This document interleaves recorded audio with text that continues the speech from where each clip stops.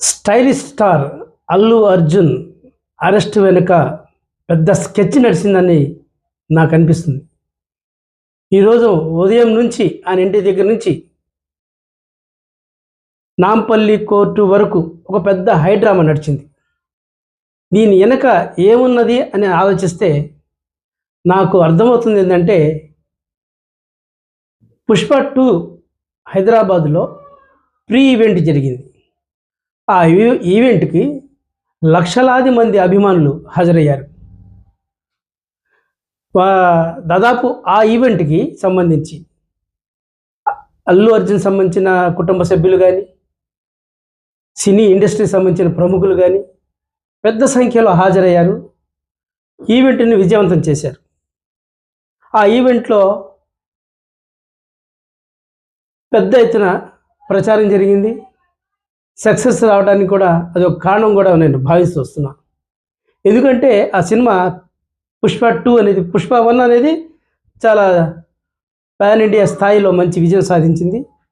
పుష్ప 2 కూడా అదే స్థాయిలో విజయవంతం అవుతుందనే ఉద్దేశంతోనే పెద్ద సంఖ్యలో అభిమానులు కానీ, పెద్ద సంఖ్యలో ఆ ప్రాంతాన్ని చేరుకొని ఆ ఈవెంట్ని విజయవంతం చేశారు. ఆ ఈవెంట్లో మనకు కనపడుతుంది ఏంటంటే, ఒక కొరత కనపడుతుంది. అదేంటంటే, తెలంగాణ రాష్ట్రంలో ఒక పెద్ద స్థాయిలో పెద్ద స్టార్స్ అల్లు అర్జున్ ఒక ఈవెంట్ నిర్వహిస్తే కనీసం ఆ రాష్ట్రానికి సంబంధించిన మంత్రులు కానీ, రాష్ట్ర ముఖ్యమంత్రి రేవంత్ రెడ్డిని కానీ ఎవరిని కూడా ఆహ్వానించకుండానే సభని పూర్తి చేశారు. ఈ విషయంలో తెలంగాణ కాంగ్రెస్ ప్రభుత్వం కన్నెర్ర చేసిందనేది నాకున్న సమాచారం. నాకు అలానే అనిపిస్తుంది. ఎందుకంటే ఆ రాష్ట్రంలో ఒక ఈవెంట్ జరిగినప్పుడు కనీసం ఒక మంత్రిని కానీ, ఆ సినిమాటోగ్రఫీ మంత్రిని కానీ, రాష్ట్ర ముఖ్యమంత్రి రేవంత్ రెడ్డిని కానీ ఆహ్వానించాల్సిన అవసరం ఉంది.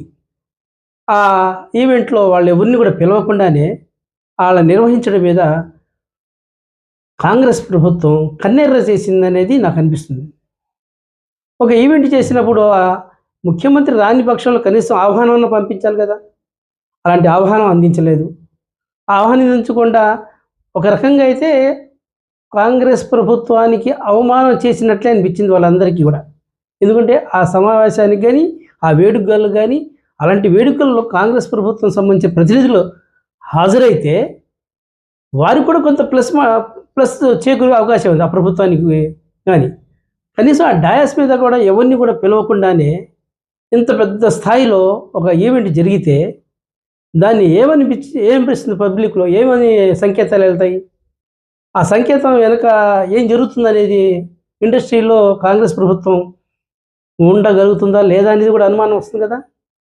అందుకోసమే ఆ విషయంలో రాజీ పడకుండా ఇందులో ఒక పెద్ద స్కెచ్ జరిగిందనేది నాకు పూర్తిగా నాకున్న సమాచారం. అంటే ఆ ప్రభుత్వానికి ఉందా లేదా అంటే అది నాకు ఏమాత్రం తెలియని అంశం. కానీ జరుగుతున్న పరిణామాలు చూస్తే ఖచ్చితంగా అది అనుకోవాల్సిందే. ఖచ్చితంగా అనుకోవాల్సింది.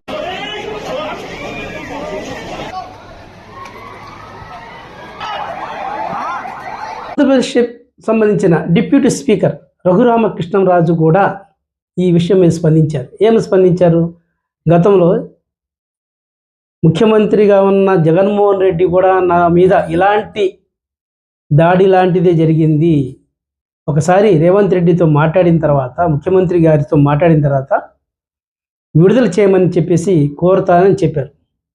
ఈ అంశాలు నేను పక్కన పెడితే మొత్తం మీద ఈ హైడ్రామాలో చివరికి స్టైలిష్ అర్జున్కు హైకోర్టులో కొంత ఊరట లభించింది. ముందస్తు బెయిల్ ఇస్తూ ఉత్తర్వులు జారీ చేసింది.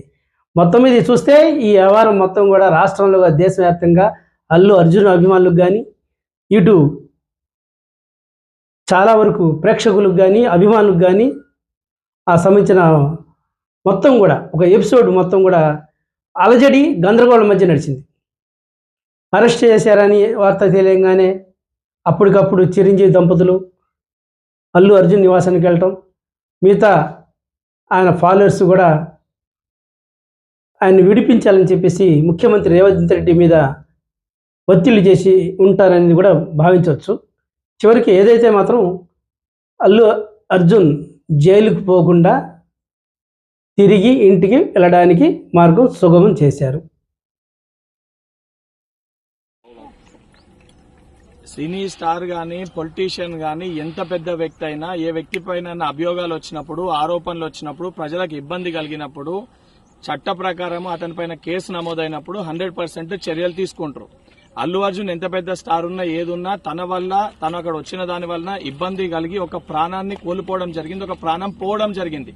దానికి సంబంధించి ఆయన పైన కేసు నమోదై దానికి సంబంధించి ఆయన అరెస్ట్ చేస్తే, ఎందుకంటే ఇప్పటివరకు కనీసం ఆయన కండోలెన్స్ చెప్పడం గానీ ఆ ఇష్యూ పైన స్పందించలేదు. ఆ పొజిషన్ ప్రకారం కేసు ఆయనని అరెస్ట్ చేస్తే ఏదైతే సంబంధించి బడా వ్యక్తులకి స్టార్లకి మటుకే ప్రతిపక్షాలు ఏదైతే బీఆర్ఎస్ పార్టీ గాని బీజేపీ పార్టీ గాని సపోర్ట్ చేసే విధంగా మాట్లాడడం అనేది సరికాదు. సామాన్యమైన ప్రజలు ఒక కుటుంబం ఈ రోజు ఆ యొక్క సంఘటన వల్ల చిన్నాభిన్నమైపోయింది. ఆ కుటుంబానికి సంబంధించి స్టార్ ఉన్నా ఎవరున్నా తప్పు ఆయన వల్ల జరిగింది కాబట్టి అభియోగాలు ఆయన ఎదుర్కొంటారు కాబట్టి ఆరోపణలు ఆయన పైన వచ్చినాయి కాబట్టి చట్ట ప్రకారం ఏ చర్యలు తీసుకోవాలో అవి పోలీసు అధికారులు తీసుకోవడం జరుగుతుంది.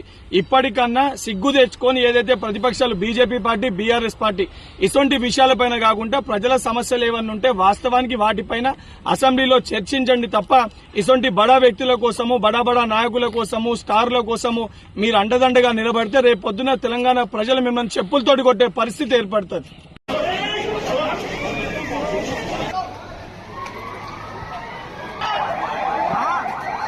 పక్కన పెడితే మొత్తం మీద ఈ హైడ్రామాలో చివరికి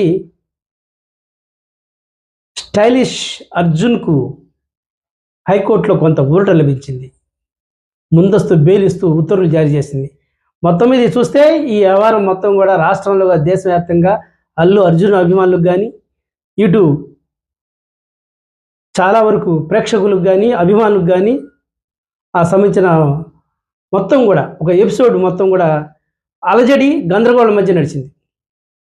అరెస్ట్ చేశారని వార్త తెలియగానే అప్పటికప్పుడు చిరంజీవి దంపతులు అల్లు అర్జున్ నివాసానికి వెళ్ళటం, మిగతా ఆయన ఫాలోవర్స్ కూడా ఆయన్ని విడిపించాలని చెప్పేసి ముఖ్యమంత్రి రేవంత్ రెడ్డి మీద ఒత్తిళ్లు చేసి ఉంటారనేది కూడా భావించవచ్చు. చివరికి ఏదైతే మాత్రం అల్లు అర్జున్ జైలుకు పోకుండా తిరిగి ఇంటికి వెళ్ళడానికి మార్గం సుగమం చేశారు.